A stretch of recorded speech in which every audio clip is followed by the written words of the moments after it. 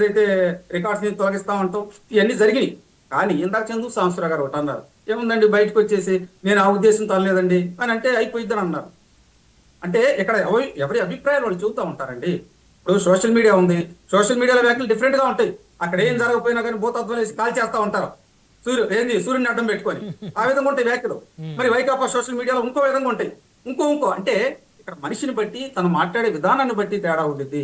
మేము ఎప్పుడు కూడా ఒకటండి, ఓపెన్ గా తెలుగుదేశం పార్టీ క్రమశిక్షణ కలిగినటువంటి పార్టీ అండి. తెలుగుదేశం పార్టీలో ఎప్పుడు కూడా అసందర్భమైనటువంటి వ్యాఖ్యలు చేస్తే అధినేత దగ్గర నుంచి ఎవరు ఒప్పుకోరు. మీరు చంద్రబాబు నాయుడు గారు కూడా మొన్న కొన్ని వ్యాఖ్యలు చేశారు, ఎమ్మెల్యేలు వ్యాఖ్యలు చేయటం చాలా ఇబ్బందికరంగా ఉంది, కూటమి ప్రభుత్వం చెడ్డ పేరు వస్తుంది అని చెప్పి ఓపెన్ గా మాట్లాడలేదండి. అవును, అసెంబ్లీలోనే మాట్లాడారు కదా. ఈ బాలకృష్ణ గారి ఎపిసోడ్ తర్వాత అసెంబ్లీలోనే ఎమ్మెల్యేలు మీ వ్యక్తిగత అజెండా తోటి మీరు మంత్రులను ఎట్లా పడితే అట్లా టార్గెట్ చేయొద్దు, మీరు సమస్యల మీద మాట్లాడండి, మీ పర్సనల్స్ తీసుకొచ్చి అసెంబ్లీలో మాట్లాడొద్దు అని చెప్పేసి మాట్లాడారు. ఖచ్చితంగా ఇక్కడ అది హోందాతనం. చిరంజీవి గారు దీన్ని స్పందించారు. అదే విధంగా ఆయన కామెంట్స్ కూడా మనం చూసాం. అదే విధంగా జనసేనలో ఉన్నటువంటి కొంతమంది నాయకులు కావచ్చు, కార్యకర్తలు కావచ్చు, వాళ్ళు కూడా పోస్టుల్లో మనం ఓపెన్ గా చూస్తూ ఉంటాం. మనోవేదన కలిగిందండి, చిరంజీవి గారిని ఇట్టన్నారు అని చెప్పి. వాస్తవంగా ఆ ఎపిసోడ్ ఇంకొకసారి కూడా చూస్తే ఇక్కడ ఈ సోషల్ మీడియాలో వెనకాల ఉన్నది కూడా వైకాపాలో ఉన్నటువంటి కీలకమైన నేతలు. వైకాపా వాళ్ళు రెచ్చగొట్టే వ్యాఖ్యలు చేయటం, అది జరిగింది ఒకటైతే దాన్ని ఇంకో విధంగా డైవర్ట్ చేశారండి. చేశారు. నేనేమంటానంటే బాలకృష్ణ గారు ఇవన్నీ అన్న తర్వాత అక్కడ మాట్లాడటం కరెక్ట్ కాదు, తప్పే. ఆ కంక్లూజన్ చేసి తప్పేమన్నాడు, I'm saying that sorry sir, I'm sorry, నేను అనవసరంగా ఇన్వాల్వ్ అయ్యాను అని కూడా అన్నాడు, అనే కూర్చున్నాడు. కాబట్టి కొన్ని వ్యాఖ్యలు జరిగినప్పుడు ఖచ్చితంగా ఏదైతే ఉన్నారో వాళ్ళు ఏమండి మాకు కొంచెం వ్యక్తిత్వ అన్నానికి దెబ్బతింది, అదేవిధంగా ఇవన్నీ ఇష్యూలు వస్తూ ఉంటాయి. కానీ ఇక్కడ వైకాపా పార్టీ నేతలు బయటకు వచ్చేసేసి సైకో అనగా లేక వాళ్ళ నాయకుడే వాళ్ళకి గుర్తు వస్తున్నాడు. మేమల్లా జగన్మోహన్ రెడ్డి సైకో అని మేమల్లా. కానీ ఆ పాంప్లెట్లు అవి చూశారు కదా ఎలక్షన్ ముందల, ఇంకేముంది జగన్మోహన్ రెడ్డి గారు అన్నారని వాళ్ళే ఇప్పుడు ఎవరు దొంగ అంటే గుమ్మడికాయ దొంగ ఎవరంటే బుధాలు దొడుకున్నట్టు పెద్ద ఇష్యూ చేసేసారు.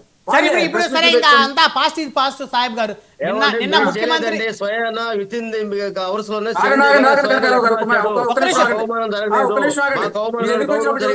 ఓకే కనకారావు గారు సమయం చాలా తక్కువ ఉంది. సాహెబ్ గారు నిన్న సీఎం డిప్యూటీ సీఎం కలయిక ఒక్క నిమిషం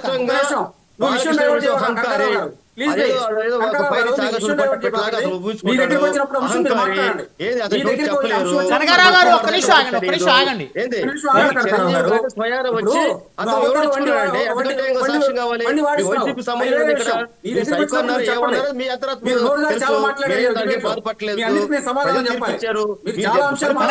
కనకారావు గారు మళ్ళీ మాట్లాడు, సమయం తక్కువ ఉంది, దయచేసి ఎవరి సమయంలో మాట్లాడండి ప్లీజ్. కనకారావు గారు ఆగండి, దయచేసి ఆగండి, ఎవరి సమయంలో వారు మాట్లాడుతున్నారు.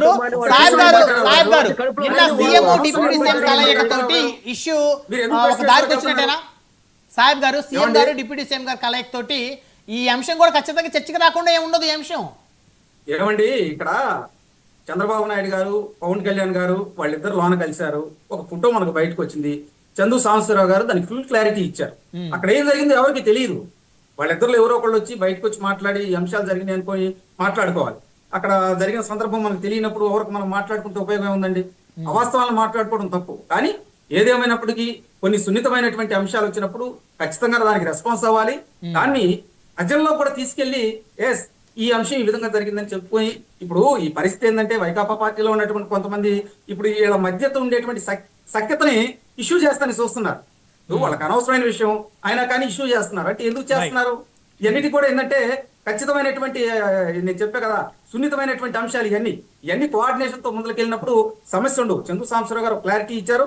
నేను కూడా ఏమంటానంటే సున్నితమైనటువంటి అంశాలు ఏదైనా పొరపాట్లు జరిగినప్పుడు ఖచ్చితంగా దాన్ని రివ్యూ చేసుకొని దాన్ని రెండోసారి పునరావృతం కాకుండా చేసుకోవాల్సిన బాధ్యత అందరి మీద ఉంటుంది.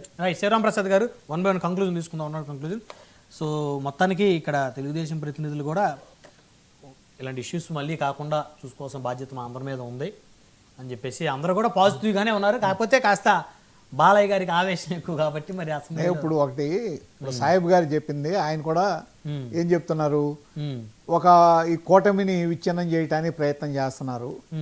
దీనికి ఓకే నిజమే ప్రయత్నం చేస్తారు, ప్రతిపక్షంగా అది వాళ్ళ కార్యక్రమం వాళ్ళు చేసేది అది. అసలు అంతకుముందు కూడా విచ్ఛిన్నమే, ఇప్పుడు విచ్ఛిన్నమే కార్యక్రమం అదే.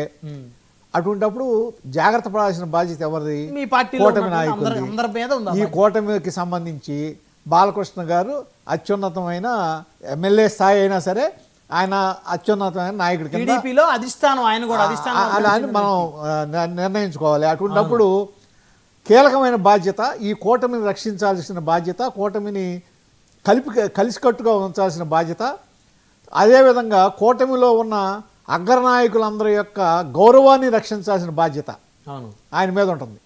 నాయకుడు గౌరవంగా ఉంటేనే తర్వాత వాళ్ళని ప్రజలు గుర్తిస్తారు. నాయకుల గౌరవం తగ్గిపోతే ప్రజల్లో గుర్తింపు ఉండదు. అటువంటి